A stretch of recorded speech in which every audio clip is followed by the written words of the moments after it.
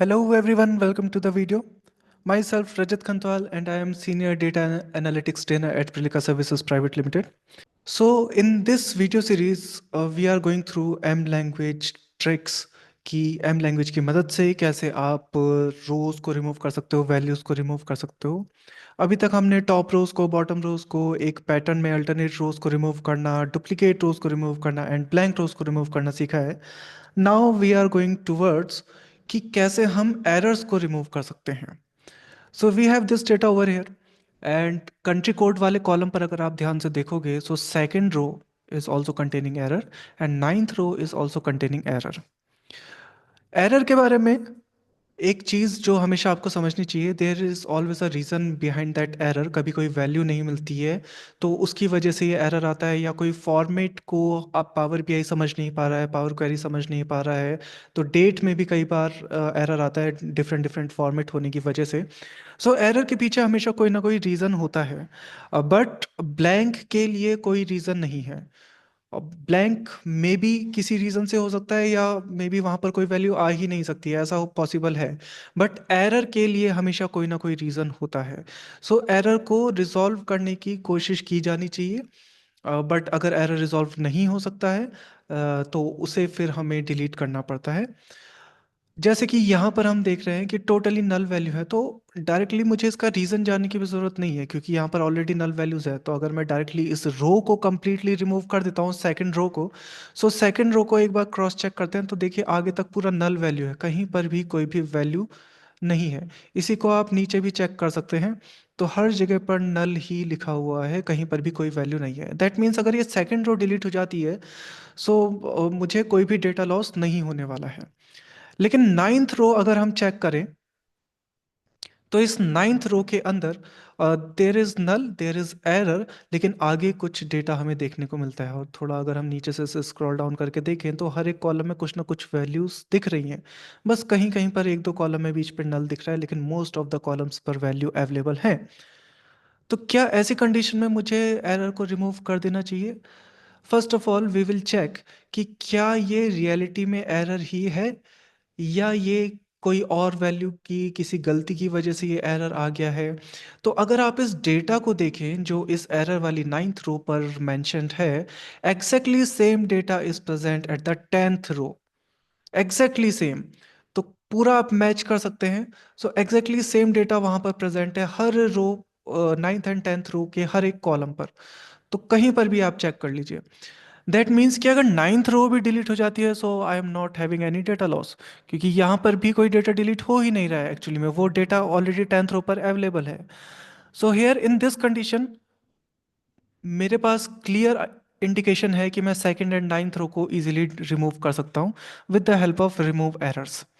सो errors को कैसे remove किया जाए, let's check that. So first of all let's click on advance editor, और यहाँ पर हम एक नया वेरिएबल क्रिएट करेंगे।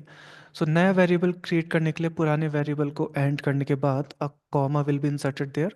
नई रो पर आते हैं और नए वेरिएबल का नेम देते हैं। So this new variable I am naming it as remove errors, क्योंकि यहाँ पर हम एरर्स को रिमूव कर रहे हैं इसकी मदद से। So remove errors will be my variable name for better understanding. Then table के अंदर हमें रिमूव करना है वैल्यूज को।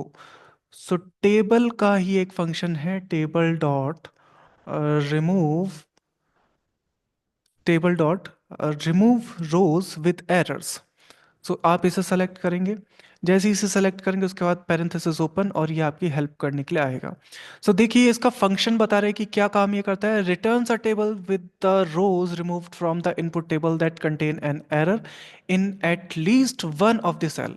If a column list is specified, then only the cell in specified columns are inspected for errors. So अगर आप column की मदद से ये करने जाते हैं तो उस पर्टिकुलर कॉलम में, जिस पर्टिकुलर कॉलम का भी आप रेफरेंस देंगे, उस पर्टिकुलर कॉलम में ढूंढा जाएगा कि क्या उसमें एरर है, और जो एरर वाली रोज हैं उन्हें रिमूव कर दिया जाएगा।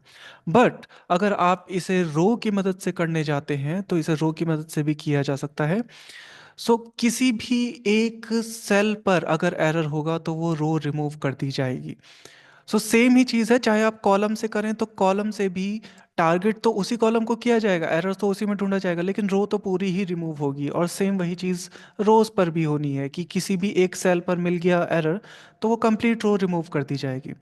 सो table dot remove rows with errors के अंदर सबसे पहले हमें बताना है टेबल, किस टेबल के अंदर एरर को रिमूव करना है। तो ऑब्वियस सी बात है, एम लैंग्वेज में प्रीवियस स्टेप का रेफरेंस दिया जाता है as a table.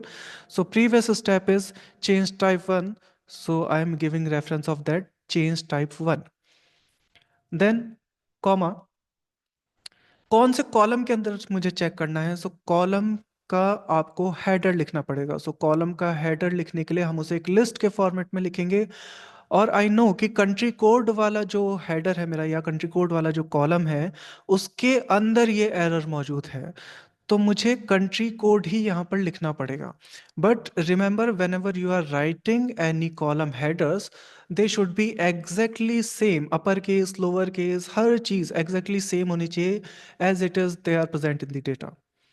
So country code में कंट्री का जो सी है वो अपर केस में है, और कोड का भी जो सी है वो अपर केस में है। That is why I am writing in this manner कि कंट्री में कंट्री कोड में दोनों लेटर अपर केस में होने चाहिए जो फर्स्ट उनके इनिशियल्स हैं।